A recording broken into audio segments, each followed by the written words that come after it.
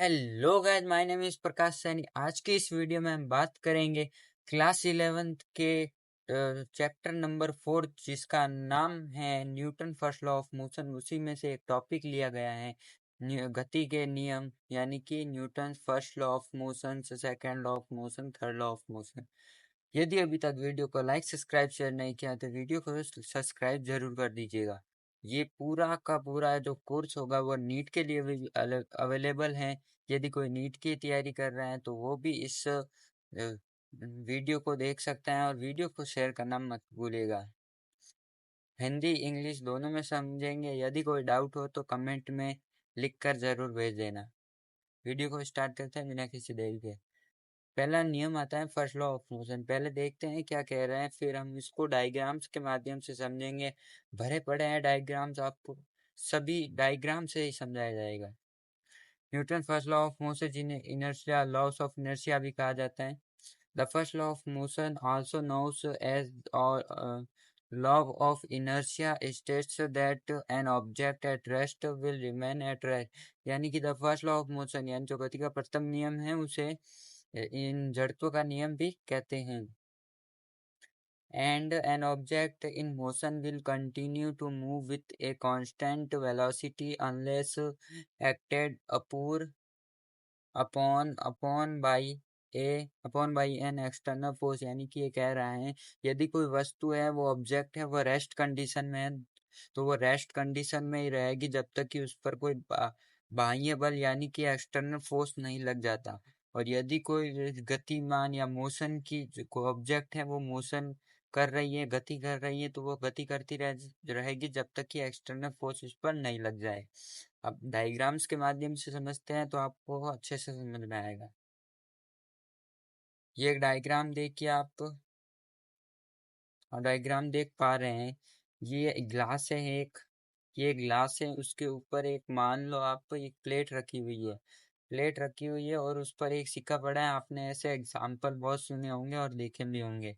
जब इस प्लेट, ये अभी रेस्ट कंडीशन में है, जब इस प्लेट को खींचा जाएगा, तो ये सिक्का उसके साथ नहीं जाएगा, बल्कि किस में पड़ जाएगा, ग्लास में पड़ जाएगा। क्योंकि सिक्का जो है, कॉइन है, वो अभी रेस्ट कंडीशन में है, मोशन की कंडीशन में नहीं है। मोशन की कंडीशन कौन होगी? प्लेट होगी। क्योंकि प्लेट को है ना, हम खींचेंगे तब ये रेस्ट कंडीशन से नीचे चली जाएगी, क्योंकि रेस्ट कंडीशन में अभी। तो ये किस में पड़ जाएगी? ग्लास में पड़ जाएगी, जब इस प्लेट को हटाया जाएगा। अभी समझ नहीं आया? अभी देख लो। ये कोई गोला है, मान लो आपके पास कोई बॉल है, गोला है, कोई भी है। ये यहाँ थी पहले, फिर यहाँ पर आ गई, तो ये इसने क्या की? गति करती रहेगी। अब जब ये यहाँ से यहाँ, फिर यहाँ पर आएगी, फिर यहाँ पर, फिर यहाँ पर, ये गति करती रहेगी जब तक एक्सटर्नल फोर्स नहीं लगेगा। तो ये किस कंडीशन में? रेस्ट कंडीशन में था। लेकिन अब ये क्या है? मोशन की कंडीशन में है। ये जब तक गति करता रहेगा, जब तक मोशन करता रहेगा, जब तक इस पर कोई एक्सटर्नल फोर्स नहीं लग जाए, जब तक इस बॉल को कोई रोक ना ले। वीडियो को लास्ट तक जरूर देखना। हम नीट के जो क्वेश्चन आते हैं, वो 10 से 15 क्वेश्चन लेके आया हूँ। बहुत सिंपल तरीके से कराने वाला हूँ। यदि आप देख लेते हो तो आपका ये टॉपिक क्लियर हो जाएगा।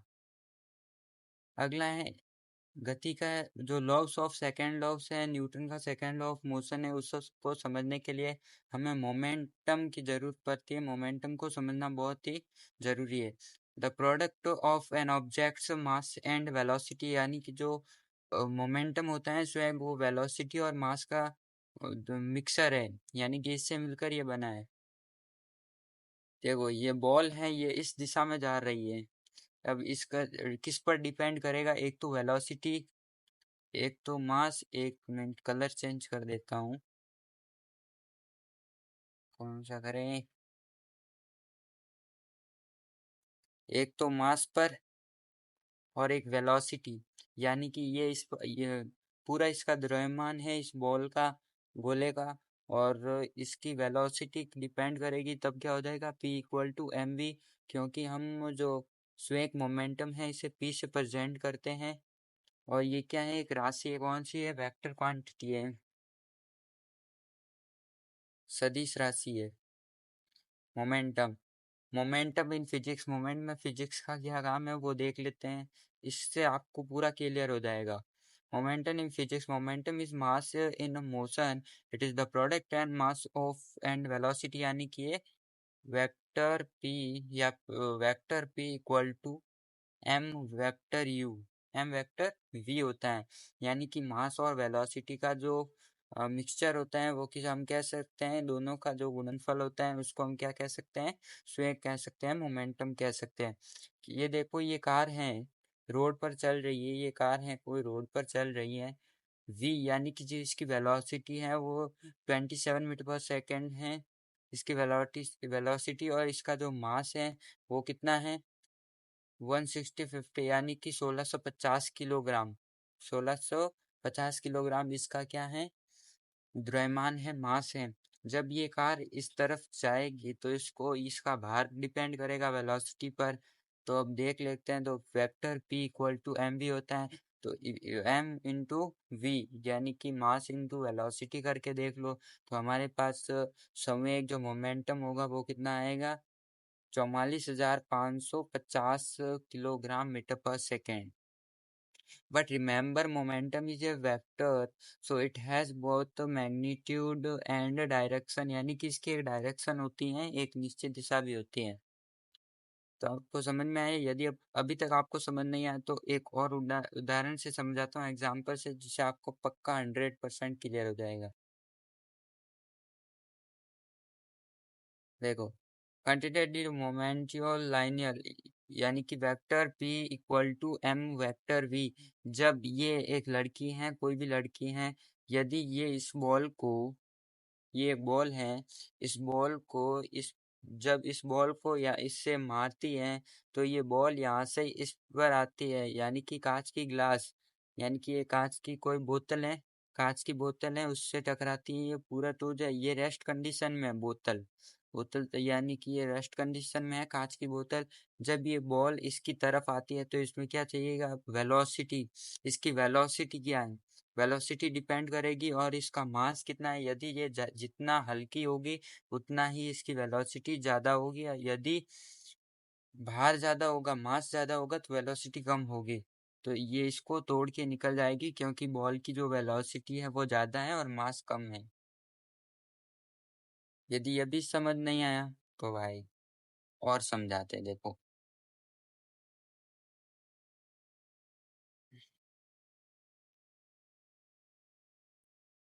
इसको समझने के लिए आप एक एग्जाम्पल लेते हैं, जैसे कि कहाँ पर ले, यहाँ पर लेते हैं। ये एक, मान लो आप, ये कोई क्या है, रेल है, रेल है, ओके। ये एक रेल है जिसकी ये यहाँ पर वेलोसिटी है, इसका जो एम है वो मास है, और ये हमारी कार है कोई, कार मान लो, डायग्राम ऐसे ही बनेंगे भाई, स्केचिंग आती नहीं है ज़्यादा। तो क्या होगा, ये इसकी वेलोसिटी v और ये इसका मास m। यदि हम दोनों को कंपैरिजन करें,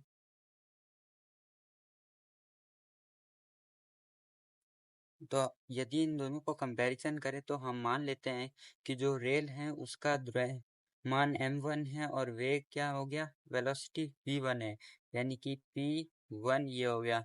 यदि p2 की बात करते हैं तो m2, द्रव्यमान m2 हो गया, वेलोसिटी v2 हो गई। यदि हम दोनों का कंपैरिजन करें, यानी कि जो m1 है, आपको पता है कि रेल का जो द्रव्यमान होता है, मास होता है, वो कार के कंपैरिजन में मोर होता है, ज़्यादा होता है। तो हम कह सकते हैं कि m2 का कम है और m1 का ज़्यादा है, यानी कि जो मास है किसका कम है, मास किसका कम है, कार का कम है। तो मास कार का कम है और मास ज़्यादा किसका है, रेल का कम है। तो हम देख के जिसका मास कम है उसकी वेलोसिटी अधिक होगी, क्योंकि वो ज़्यादा रफ्तार से दौड़ सकेगी, क्योंकि जिसका मास कम है ना, तो वेलोसिटी किसकी ज़्यादा होगी, वेलोसिटी ज़्यादा होगी, वेलोसिटी v2, यानी कि कार की वेलोसिटी ज़्यादा होगी v1 के कंपैरिजन में, रेल के कंपैरिजन में। अभी आपको समझ में आ गया होगा। अगला टॉपिक देखते हैं, अगला हमारा Newton second of law of motion. उससे पहले हम देख लेते हैं कि फर्स्ट लॉ ऑफ मोशन में आपको पूरा समझ में आ गया। एक बार और बता देता हूँ। फर्स्ट लॉ ऑफ मोशन में कोई कुछ नहीं है। यदि कोई कार, जैसे कि कार मान लो वो एक स्थिर अवस्था में, रेस्ट कंडीशन में, तो वो वहीं पर रहेगी जब तक उस पर एक्सटर्नल फोर्स नहीं लग जाए। यदि वो गति की अवस्था में है तो वो गति की अवस्था में रहेगी जब तक उस पर एक्सटर्नल फोर्स नहीं लग जाते हैं। फिर आता है Newton second law. Newton second law of motion. आपको नीट के क्वेश्चन भी कराए जाएंगे, वीडियो को लास्ट तक जरूर देखना। यदि वीडियो को स्किप किया तो फिर समझ नहीं आएगा। और अपने दोस्तों को जरूर से शेयर करिएगा जो 11th क्लास में अभी से नीट की तैयारी कर रहे हैं, और जो नीट की तैयारी कर रहे हैं उनको भी वीडियो को शेयर करना मत भूलिएगा। फिर है Newton second law of motions. Newton second law of motion में क्या होता है देख लेते हैं पहले English. The second law of motion The second law of motion states that the acceleration of an object is directly proportional to the force applied and inverse proportional to its mass. This law is often expressed mathematically as, यानी कि जो second law क्या कहते हैं अभी देखते हैं। यानी कि सेकेंड लॉ का कहना है कि F इक्वल टू जो मतलब कि बल होता है, फोर्स होता है, वो वेग में परिवर्तन की दर यानी कि मोमेंटम की परिवर्तन की दर के इक्वल होता है। यहाँ पर लिखा हुआ है एक्सेलरेशन यानी कि त्वरण लिखा हुआ है। घबराने की कोई जरूरत नहीं है, क्योंकि जब इसको हल करते हैं p की जगह mv लिखते हैं तो हमारे को F equal to M A प्राप्त होता है। यानी कि हम कह सकते हैं कि एक्सेलरेशन क्या होता है। लेकिन आपको याद तो यही रखना होगा कि ये किसका होगा, मोमेंटम के होता है, क्योंकि न्यूटन का सेकेंड लॉ यही कहता है कि मोमेंटम के मतलब कि मोमेंटम की दर के बराबर होता है, मोमेंटम के परिवर्तन की दर के बराबर। तो हमारे पास एक सूत्र प्राप्त होता है F इक्वल टू, क्या प्राप्त होता है, F इक्वल टू ma, यानी कि force equal to mass into acceleration त्वरण। वेयर यहाँ पर देख लेते हैं कि जो F है उसको हम क्या कहेंगे, net force applied to the object, यानी कि ऑब्जेक्ट द्वारा लगाया गया कुल बल। मास ऑफ द ऑब्जेक्ट, वस्तु का द्रव्यमान। एक्सेलरेशन ऑफ द ऑब्जेक्ट, वस्तु का जो एक्सेलरेशन है, एक्सेलरेशन यानी त्वरण है वो। आगे देखते हैं Newton second law of motion, इसको समझेंगे। उससे पहले आपको ये याद रखना होगा। देखते हैं, एक मिनट। हमने भी पढ़ा है कि जो वेग में परिवर्तन की दर के बराबर होता है, यानी कि F, एक मिनट भाई, F equal to D P by D T, यानी कि वेग में परिवर्तन की दर के बराबर होता है। और हमें पता है वेग क्या होता है, P इक्वल टू एम भी होता है। तो आप लिख सकते हैं F इक्वल टू डी, और P की जगह हम क्या लिख सकते हैं, मोमेंटम की जगह हम लिख सकते हैं M V upon D T.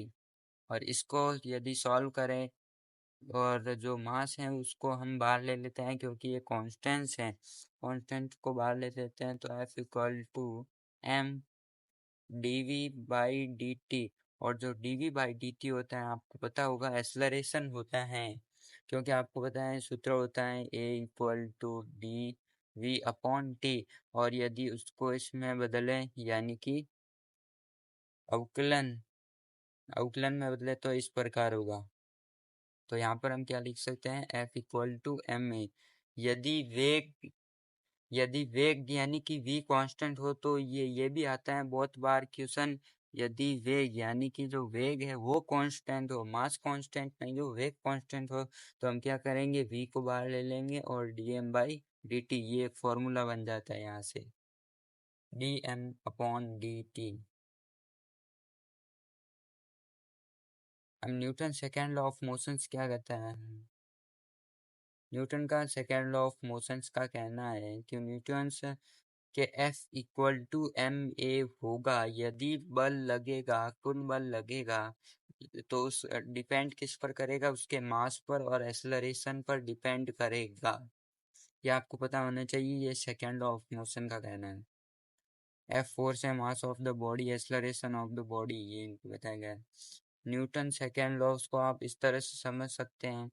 ये व्यक्ति है, एक व्यक्ति है, ये बच्चा है, लड़का है, जो यहाँ पर इस पर बल लगा रहा है। क्या लगा रहा है? बल। इसका द्रव्यमान क्या है? m। और तो इसका त्वरण ज्ञात करना हो तो हम त्वरण ज्ञात कर सकते हैं। कैसे? a equal to F upon m। त्वरण भी ज्ञात कर सकते हैं। यदि f ज्ञात करना है फोर्स, तो f इक्वल टू हो जाएगा ma, यानी कि force equal to mass upon acceleration.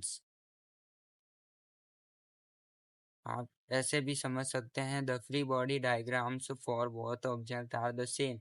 यानी कि आप इसको समझें, जैसे कि ये लड़का है, पहले जब इस लड़के ने पहले एक बॉल को धक्का दिया, किस वे बॉल का द्रव्यमान तो होगा, एक्सलरेशन भी होगा, तो कुल बल ज्ञात कर सकते हैं। जब पहले इसने इसको दिया बॉल को धक्का, फिर उसने ट्राई लिया, फिर उसने किसको दिया, एक कार को धक्का देने की कोशिश की, यानी कि उसका द्रव्यमान हम m2 मान लेते हैं, एक्सलरेशन a2 मान लेते हैं, और फोर्स हो गया f। तो f इक्वल टू क्या हो जाएगा? f2 equal to m2 a2। और इस पर क्या हो जाएगा? f1 equal to a1 m1 into a1, यानी कि मास 1 इंटू एक्सलरेशन 1।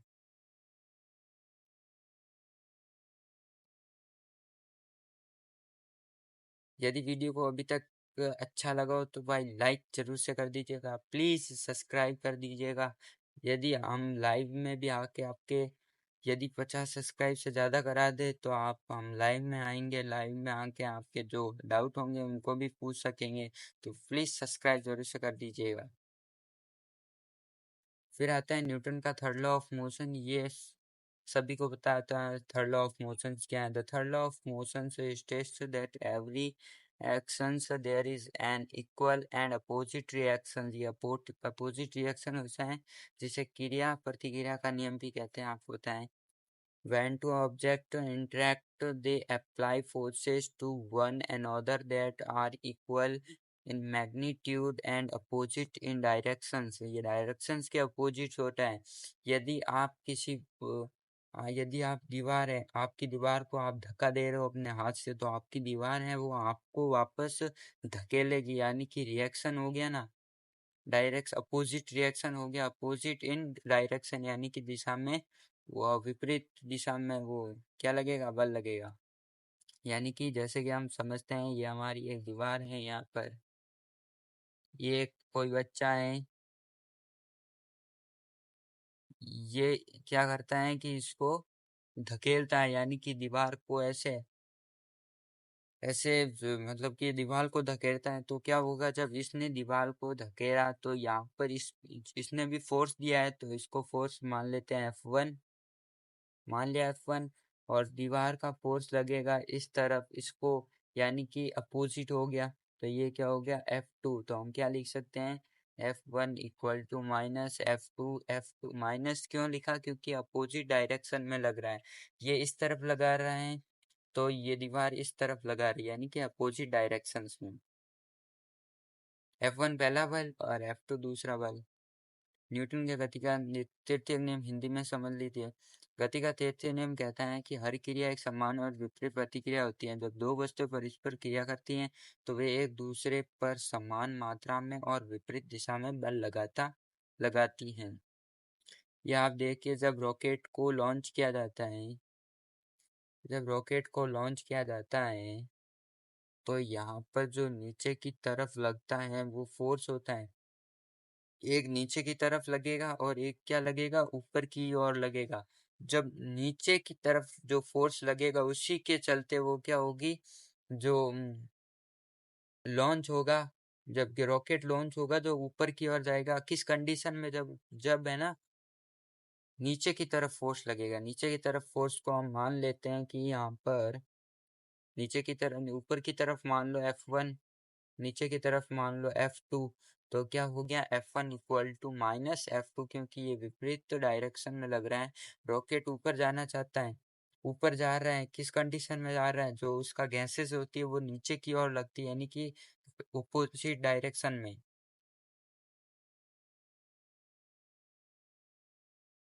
आगे इससे भी समझ सकते हैं Newton third law of motion, reaction equal to normal force, यानी कि एक बुक है टेबल पर रखी हुई है। कौन सी ये बुक है टेबल पर रखी हुई है, ये नीचे की ओर बल लगा रही है और वापस से वो टेबल वो ऊपर की ओर बल लगा रही है, तो रिएक्शन हो गया ना, यानी कि उल्टे हो गए, अपोजिट हो गया।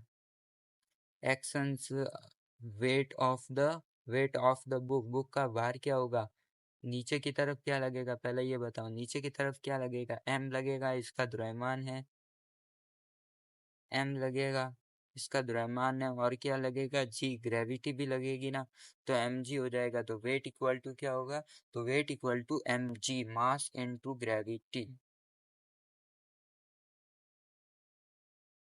इससे आप आसानी से समझ सकते हैं Newton third law of motion के जब डायरेक्शन ऑफ बुलेट, जब बंदूक को यानी कि जब बंदूक को गोली छोड़ी जाती है तो बंदूक की गोली होती है वो आगे की ओर चली जाती है, लेकिन जब छोड़ी जाती है तो व्यक्ति पीछे की ओर खिसक जाता है, तो अपोजिट डायरेक्शंस हो गई।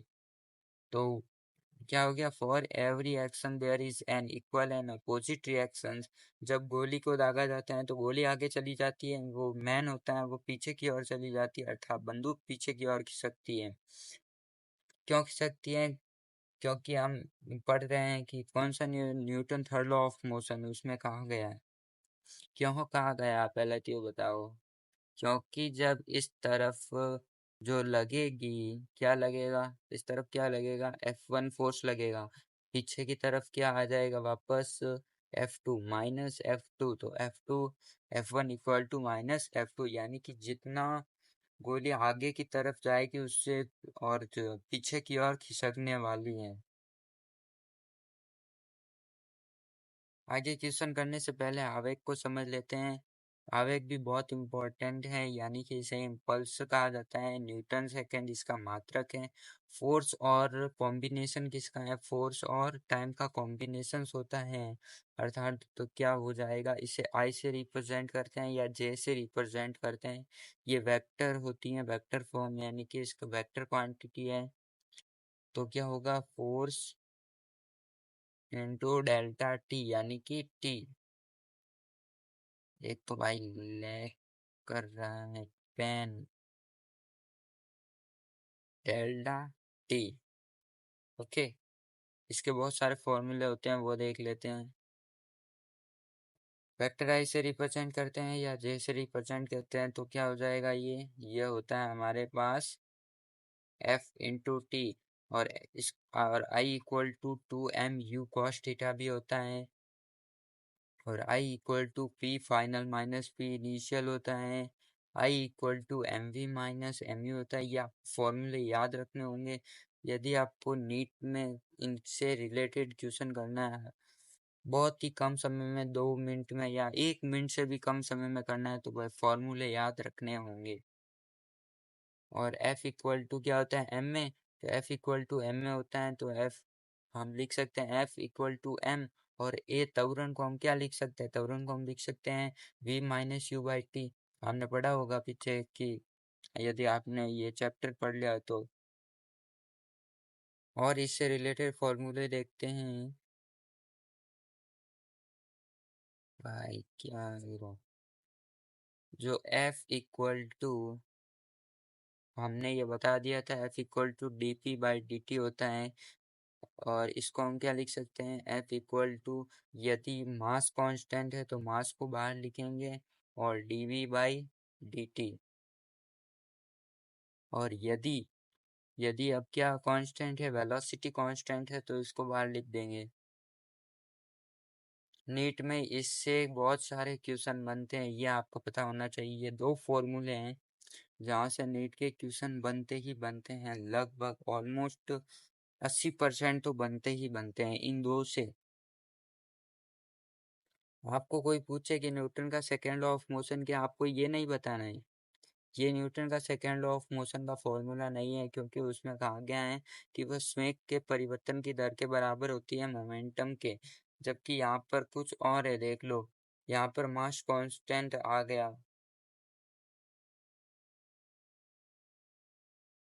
तो आपको ये समझ में आ गया है। अब क्वेश्चन की प्रैक्टिस करते हैं। क्वेश्चन बहुत आते हैं, क्वेश्चन में बहुत लेके आए हूँ, नीट में आए हुए ही क्वेश्चन लेके आए हूँ। ये पहला क्वेश्चन है, ये मैंने खुद से लिया है, ये आप कर सकते हैं। देखो क्या कह रहे हैं। 10 की ग्रह द्रव्यमान वाली गेंद 30 मीटर पर सेकंड की प्रारंभिक वेग से फेंकी जाती है, यानी कि एक कोई गेंद है, कितना है द्रव्यमान, m इक्वल टू कितना है, 10 किलो है। 10 किलो द्रव्यमान की गेंद को फेंका जाता है कितने वेग से, प्रारंभिक वेग 30 मीटर पर सेकंड के वेग से फेंका जाता है। और क्या है, गेंद को रोकने के लिए 50 न्यूटन का बल लगाया जाता है। गेंद को रोकने में कितना समय लगेगा, t इक्वल टू आपको ज्ञात करना है। वीडियो को पॉज करके आप इसे करिए, तब तक मैं यहाँ पर कर लेता हूँ। इसका आंसर 6 सेकेंड आएगा, कैसे आएगा वो देख लेते हैं हम। यहाँ पर क्या कह रहा है, m इक्वल टू क्या है हमारे पास, 10 किलो, वेग कितना हमारे पास, 30 मीटर पर सेकेंड, F कितना है, बल वो कितना है, 50 न्यूटन का बल लगाया जाता है। हमें T ज्ञात करना है, तो T ज्ञात करना है तो T को लिख देते हैं। 1 मिनट, तो हमें क्या ज्ञात करना है, T ज्ञात करना है। तो आप कैसे ज्ञात करेंगे T, पहले तो हमें देखना है, हमें समय ज्ञात करना है। तो एक फॉर्मूला होता है, मैंने बताया था, F इक्वल टू क्या होता है, mv minus mu upon T, ये होता है फॉर्मूला। तो बस मान रख दो, हो गया। F इक्वल टू m, द्रव्यमान को हम m है वो कॉमन ले लेते हैं दोनों में, v माइनस u लिख दो, और t है, f की वैल्यू दे रखी है 50, f की वैल्यू कितनी है, 50 दे रखी है हमारे पास। और फिर हो गया 30 माइनस 0 बटे समय ज्ञात करना है, नहीं द्रव्यमान 10 है और f है 50, यानी कि उधर गया तो क्या हो गया, 50t, 15t हो गया। और इधर क्या हो गया, 10 को मल्टीप्लाई करेंगे 30 से तो क्या होगा, 300 आ जाएगा। और t इक्वल टू 300, और ये 50 है वो अपॉन में आ जाएगा, तो 50, 0 से 0 कट गया, 5 छंग 30, यानी कि 6 सेकेंड टाइम लगेगा। अब क्या है 6 सेकेंड आपको पता है, यानी कि जब एक बॉल को हम फेंकते हैं कितने वेग से, 30 मीटर पर सेकेंड के वेग से हम बॉल को फेंकते हैं। जब बॉल को फेंकेंगे 10 किलो द्रव्यमान की बॉल को 50 न्यूटन बल लगाया जाता है, तो कितना समय लगेगा वो है इसका टाइम। ये क्वेश्चन करिए आप, वीडियो को पोस्ट करके आप इसे कर सकते हैं। 2021 में आया हुआ है। और इससे पहले कुछ सिखा देते हैं आपको, बेसिक नॉलेज। बेसिक नॉलेज, मानो ये कोई वस्तु है, ये ऊपर एक कोई वस्तु है, जब ऊपर से नीचे आती है तो वस्तु जिसका प्रारंभिक वेग क्या होता है, 0, और नीचे आती है तो कुछ ना कुछ होगा। और जब ये वस्तु है वो ऊपर की ओर जाएगी तो v इक्वल टू क्या होगा, 0, और प्रारंभिक वेग कुछ ना कुछ होगा। और आपको ये पता होना चाहिए, जैसे कि मैंने एक एग्जांपल ले रहा हूँ, ये गेंद है जो कि कितनी हाइट है, 10 मीटर है हाइट, और इसका जो ग्रेविटी है वो 10 मीटर पर सेकेंड स्क्वायर से, मीटर पर सेकेंड स्क्वायर से लग रही है। तो आपको पूछ ले कि नीचे वेग क्या होगा, v इक्वल टू ज्ञात करे, तो यहाँ पर एक फॉर्मूला आपको याद होना चाहिए। तो v इक्वल टू √2gh, क्या हो जाएगा, v इक्वल टू √2gh, ये फॉर्मूला याद रहना चाहिए आपको। अब इस क्वेश्चन पर आते हैं जो मैंने आपको कहा था, नीट 2021 में आया हुआ है। एक किग्रा, एक 0.15 किलो द्रव्यमान की गेंद 10 मीटर पर सेकंड ऊंचाई से गिराई जाती हैं तथा जमीन से टकराकर समान ऊंचाई तक उछलती हैं। गेंद पर लगने वाले आवेग का परिणाम ज्ञात कीजिए।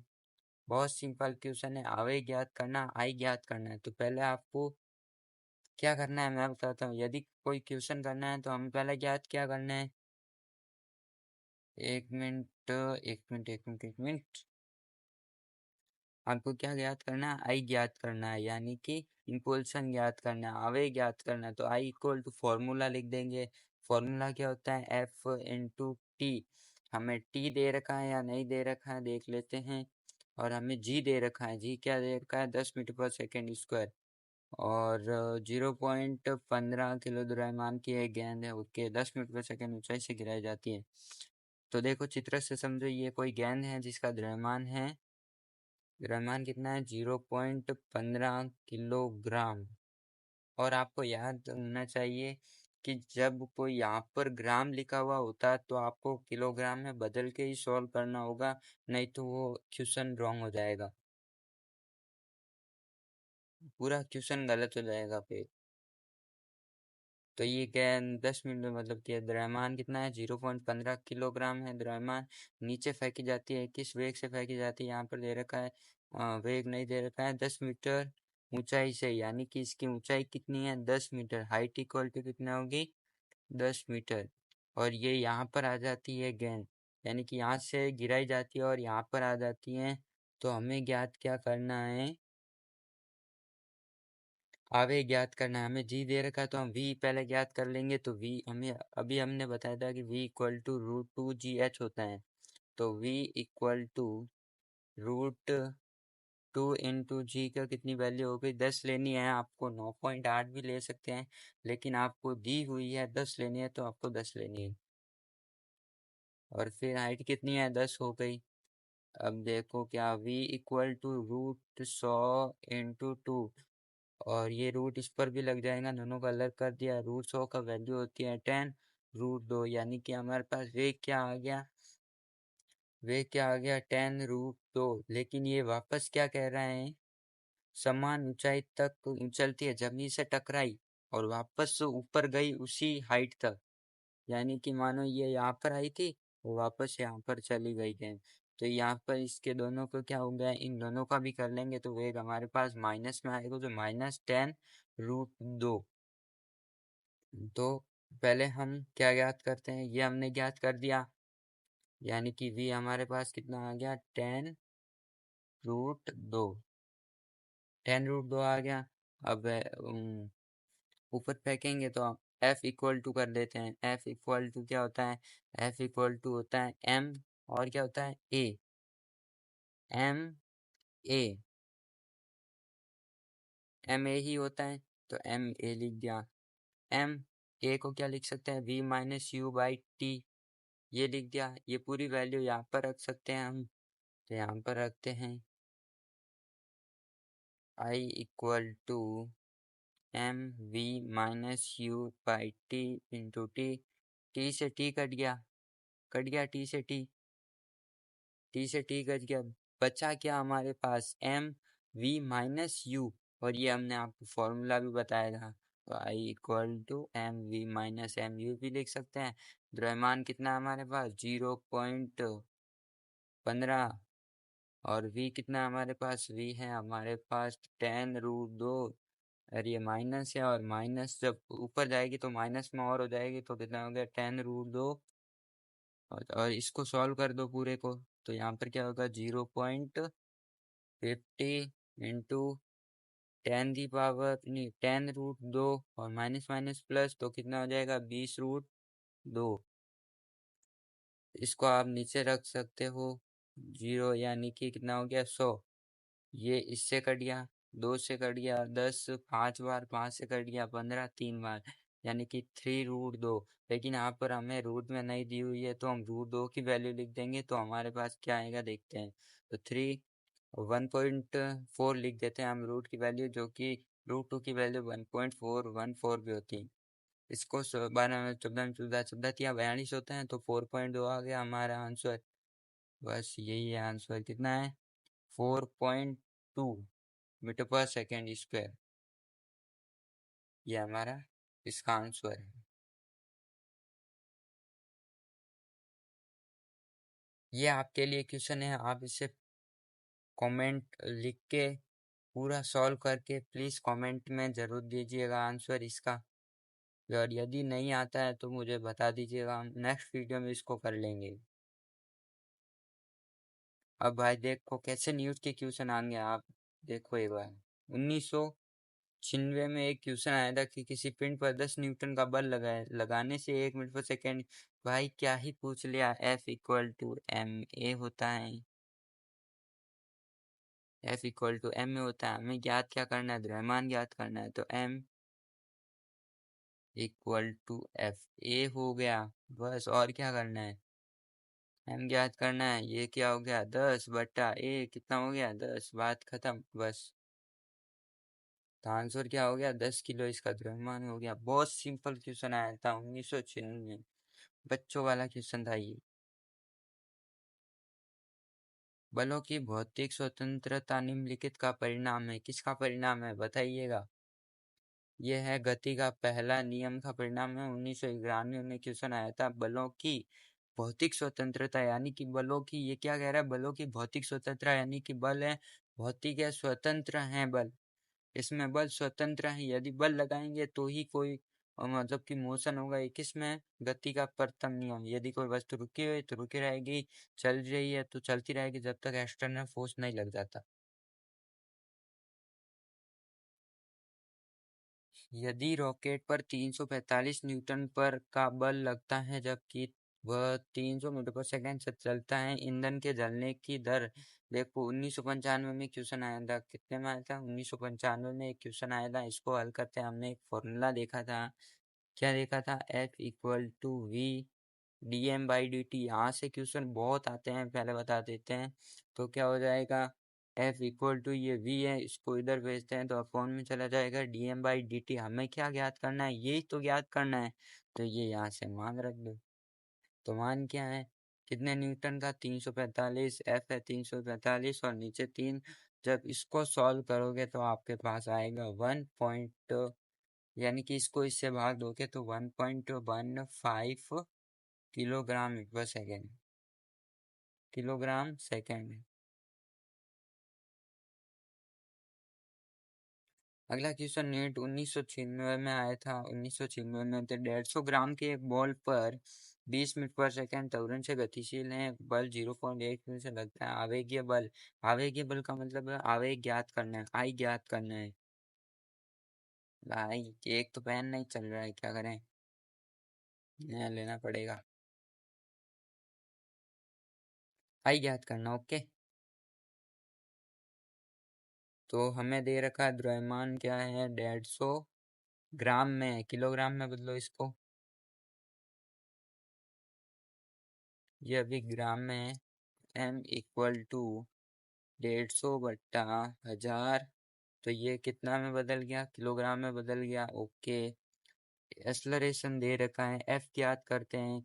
और ये आई इक्वल टू क्या होता है, एफ इंटू टी। और टी की वैल्यू दे कि एफ कैसे ज्ञात कर सकते हैं, F equal to M A से। एफ इक्वल टू एम की वैल्यू रख देते हैं 150/1000 इंटू एक्सलरेशन कितना है, 20 दे रखा है तो 20 ही है, हाँ 20 मीटर पर सेकेंड है, ये दे रखा है, ओके। जीरो से जीरो काटो, जीरो से जीरो काटो, 2 को 5 से काटो, 5 को 3, 15 से काटो 3, 3 न्यूटन का बल मिल गया। 3 को इससे गुना कर दो, इससे 3 इंटू टाइम कितना है, 0.1 सेकेंड। तो 0.1 सेकेंड से गुना करेंगे तो हमारे पास 0.3 आ जाएगा, जो कि क्या है, आवेग। तो 0.3 न्यूटन का क्या लगेगा, आवेग, ये बल लगेगा। ये भी आपको करना है भाई, सातवां, बहुत सिंपल है। आप कमेंट में इसका आंसर लिख के बताना। ये क्या है देख लेते हैं। एक वस्तु का द्रव्यमान m है, यह एक दृढ़ दीवार पर नीट 2021 का 11 का सवाल है, देख लेते हैं। ये पर v वेग से अविलंब टकराती हैं और इसी वेग से वापस लौट जाती हैं, वस्तु पर लगाया हुआ आवेग क्या होगा। आपने ये पढ़ा है, I equal to M V minus M U पढ़ा है, ऑब्वियसली पढ़ा है, मैंने अभी बताया था, ये फॉर्मूला बता दिया था। तो अब करना क्या है, ये क्या कह रही है, एक वस्तु का द्रव्यमान है में, ओके, वस्तु का द्रव्यमान है में, दृढ़ दीवार v वेग से अभिलंब टकराती है और इसी वेग से वापस लौट जाती हैं, तो क्या होगा, उसी वेग से वापस लौट जाती है, यानी कि हम कह सकते हैं आई इक्वल टू ये एम वी रहेगा, ये माइनस का माइनस, और यहाँ पर है ना माइनस आएगा क्योंकि विपरीत अपोजिट डायरेक्शन में वापस लौट जाती हैं। तो हम इसे क्या लिख सकते हैं, एम वी लिख सकते हैं, minus M V, minus minus plus, और M V plus M V कितना होगा, 2 एम वी। बहुत आसान सवाल था, 2011 में आया था ये। अब इसका क्या ही कहना यार। 1990 में आए थे क्वेश्चन। एक पिंड जिसका द्रव्यमान m में v1 वेग से चलता है, आवेग दिया गया है, जबकि v2 हो जाता है आवेग का मान। आपको आवेग का फॉर्मूला पता है, क्या होता है? I इक्वल टू, एक होता है, हमने अभी बताया था, M we v2 minus v1 लिख सकते हैं। और मैंने आपको ये बताया था M V minus M U, लेकिन यहाँ पर v1 और v2 की बात की गई है, तो हम यहाँ पर v1 लिख देंगे और यहाँ v2 लिख देंगे और यहाँ पर v1 लिख देंगे। तो यह क्या हो जाएगा? Option number D. बहुत आसान सवाल है। Option number D is the right answer of this question. Okay,